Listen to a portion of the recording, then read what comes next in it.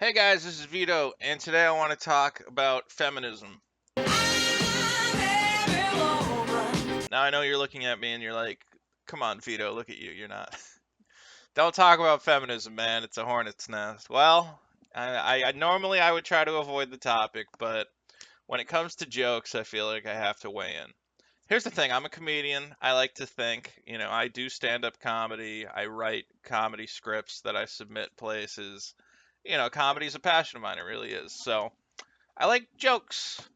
And what I don't like is when somebody makes a joke, one that is so benign and just whatever, like who cares, it's just a throwaway joke, and then a bunch of people want to jump on them because these people who didn't go to college, or if they did go to college, they definitely didn't study anything meaningful relating to the topic on which they are arguing. And they want to come in and they want to say, well, here's the thing about this joke. Never tell it again because you have offended me and you should apologize. And these people, they're just so wrong. And today I think was a great example of this. So let's get right into it. Here's Nick Robinson at Babylonian. I like this guy. I wish that he followed me. We've met in real life. I don't know why he's not my Twitter follower. So fuck you for that, Nick Robinson. But this guy's got a lot of Twitter followers. I don't know why I keep saying he's blocked. I'm not blocking him. He's got 58.6 thousand followers. All right, and here's his joke. No offense, but anyone who acts like they didn't jack off to Crystal from Star Fox Adventures is lying to you. All right, well, let's break it down. Best joke in the world? No. Is it a fun, stupid Twitter joke? Sure. Yeah. Hey, I'm scrolling through my feed. Someone posts something like this, and I go, huh, and I move on. Okay, it's not a hill to die on. It's a tweet. It's Twitter. You write out something that strikes your fancy for a second. Now, I'm not Nick Robinson. If I wrote something, this is not. If I wrote this, I would not get 618 retweets. Again, this guy has enough Twitter followers where he can just kind of shit out a lazy joke and get that many retweets. But you know what? I don't care about lazy jokes. It's still a joke. There's no problem with it. Gave me a chuckle. For those of you who don't understand what this is about, Crystal from Star Fox Adventures is like a blue fox woman. This is basically a variation on a joke you might remember from, not even a joke, just a concept from Wayne's World.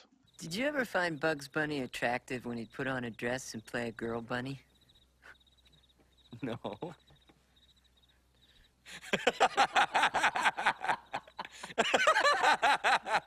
No. Okay, the concept of the joke, I don't know how far I need to break this down, but I guess as the comedian in the room, I'll try.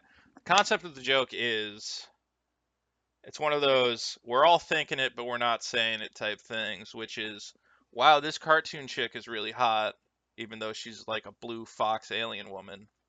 And God, I'm really ashamed. I don't want to tell anyone about this, even though I'm pretty sure everyone's feeling the same way. If I was the only person thinking that, it would be weird. And this is Nick Robinson saying, I don't care how many people are going to come out and support because I know that anyone who doesn't agree with me is lying. Okay, and that is my nuanced comedian breakdown of the joke. Simple joke. It's a good joke. You're looking around the room, you're going, guys, let's not mince words. The blue fox chick is hot. Okay? Now, let's move on to the outrage. And here comes Feminist Frequency. There's only so much I can say about these people that uh, I don't want to call out. I don't want their 724,000 followers to come after me. Let's put it that way. But the point is, these are a bunch of ladies who don't really know all that much about the culture they're trying to talk about. I'm not saying that they're not into video games or nerd movies or whatever. They are. They just don't seem able to critically analyze them in a meaningful way. They kind of hit on the most surface level critique of everything. Like, for instance, here's one of their videos, and their critique is, well, how come Mario isn't the princess?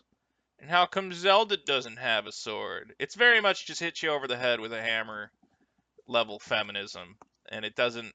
Which a lot of people go, well, that's very important. And it's like, yeah, except it's addressed at idiots who just take away the wrong lessons from it. Like, a lot of people come away and they play the new Zelda game and they go, oh, Zelda doesn't have a sword. This game is sexist and Nintendo hates women. It's like, no, that's not. All right. Anyway, so these guys, so someone there, whoever runs their Twitter, saw Nick Robinson's terrifying tweet. Real quick, let's remember how horrible it was. No offense, anyone who doesn't jack off to a cartoon fox is lying. Okay, here was their first take. Nobody in our office feels that way about Crystal. Now, I love the wording of this because it immediately plays back into his joke. His joke was anyone who says that they don't jack off to Crystal is lying. And they're playing directly into the joke by saying, well, none of us feel that way. It's like, yeah, because you're lying. That's the joke. It's like almost too perfect.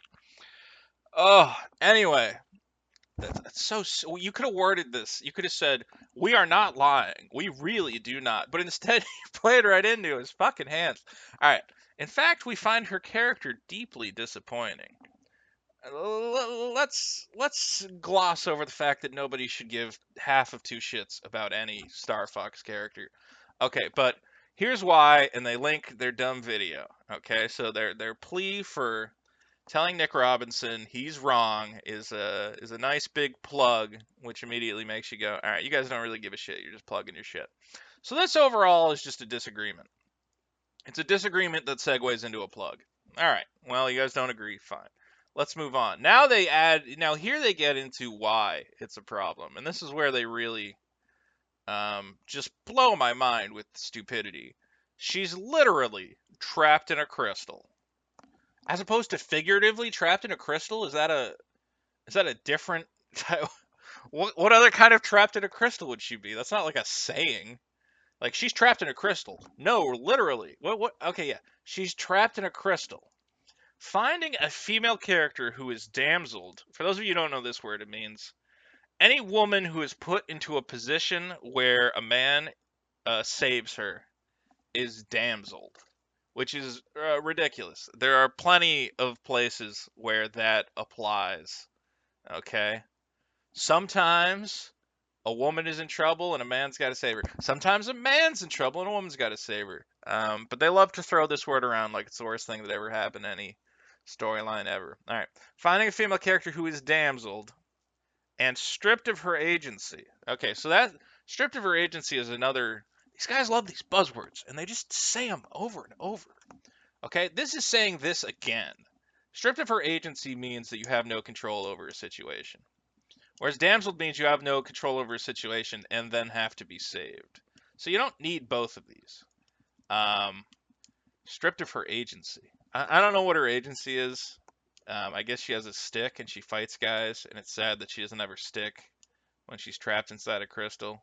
I don't really know what they're getting at. Anyway, the big point they're making here is to find this arousing is kind of gross TBH, to be honest. Okay. Let's cover why this is the stupidest thing anyone said all day. Okay. Nick Robinson said, okay, anyone who didn't jack off to this is lying to you. All he's saying is Crystal is hot. Crystal is hot. If you didn't jack off to Crystal, you're lying. That's it. At no point did he say the reason that Crystal is hot is because she was trapped and had to be saved by a man and couldn't do anything by herself. That's what I found hot about her. No, what he's saying is, hey, look at the fucking character design of this fox woman who's got big blue tits. That's fucking hot. Let me put it this way. Let's say I showed you a picture of like a super hot supermodel. Super hot supermodel. But anyway, I show you a picture of a really hot chick, and you go, wow, she is really attractive.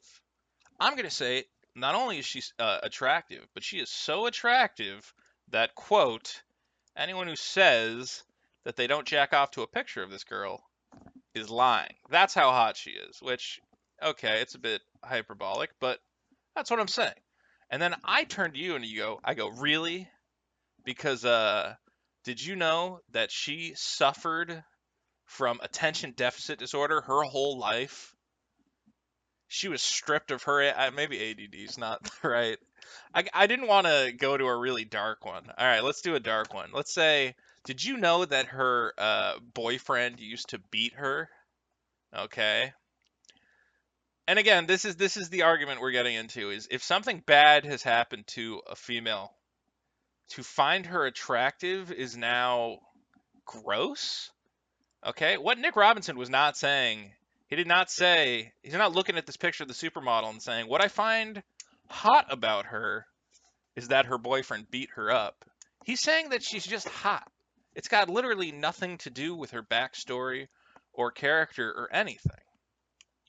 And let's go here. Attitudes like this are indicative of just how male-dominated gamer culture remains. All right, shut the fuck up. One, okay? Because I can find you right now at least a dozen different articles written by women on what the hottest male game characters are. Okay, so it's not. You can find that anywhere. You can find like hottest movie stars, hottest whatever. It's got nothing to do with games, man. It's just culture. Okay, and if you want to say attitudes like this are indicative of culture's sexualization of stuff, sure. It's got, don't call it male-dominated gamer culture. It's culture. Okay, everybody objectifies everybody else. If you really got a problem with that, that's a much bigger problem to tackle. Newsflash: we don't care about your boners. All right. So what we're trying to do here, these three tweets here, is to make Nick Robinson ashamed of daring to suggest that he was aroused by this character, which becomes a million times more. I hate to use one of these kids' buzzwords, but let's say it. Let's go problematic. This is much more problematic than anything Nick has said. Nick basically said, "Let's." This is a very positive tweet if you really want to get down into it. He said, "Hey man, let's not be repressed about our sexuality. Let's say that it's okay to find things attractive which are maybe outside the norm. As you can see, a lot of the people liking it are probably fucking furries. This guy, yeah, this is definitely a furry. Okay, we have kids who want to jack off to cartoon animals, and he's basically telling them, look, man, I get it, and I'm not gonna shame you for that. I'm saying let's embrace it. Anybody who's gonna lie about it, don't you lie about it. Okay, we're all living a very sex positive future lifestyle. And Feminist Frequency is coming in saying, don't you dare be sex positive. How dare you?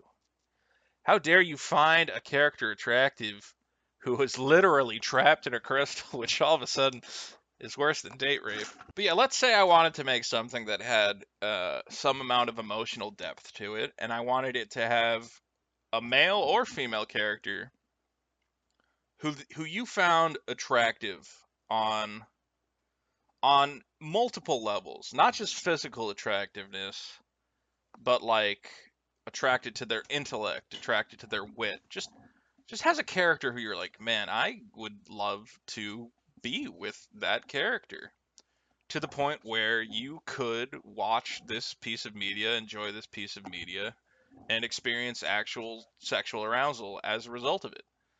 Um, and what something like Feminist Frequency is saying is basically no. I've never seen them once say something like, this is a character who it is okay to be attracted to. It's just like, no, don't be attracted to anyone, okay? Because at some point in that character, basically, if we can find any flaw about that character, for instance, maybe that character was trapped in a crystal, no, you're not allowed to be attracted to them. That's disgusting. Okay. Meanwhile, I want to make another point: is that Nick Robinson is about maybe 30 years old. Star Fox Adventures came out in 2002, which means that he first experienced his feelings for this character when he was maybe 15. So now Feminist Frequency is not only telling you that your sexual desires are disgusting, but they're telling you that going through puberty, you should be wildly ashamed of whatever you feel about a fictional character. There's just so much here, man, that is just wrong. You have a dumb joke, which I'm going to argue is a sex positive joke. It's part of our culture saying, hey, let's, if you want to be gay, if you want to be bisexual, whatever, man. If you want to be transgender, we're all going to come clean. We're all going to say, yes, we're all cool with that. And Feminist Frequency is saying, no, no, especially not if any of them were trapped in crystals. It's really hard to talk about this on a deeper level. I'm sure I could take some time to think about it and have a more nuanced critique, but it's just this, man. If there's a girl who's trapped in a crystal, you're not allowed to find her attractive. Hey, look at the fucking character design of this fox woman who's got big blue tits. That's fucking hot.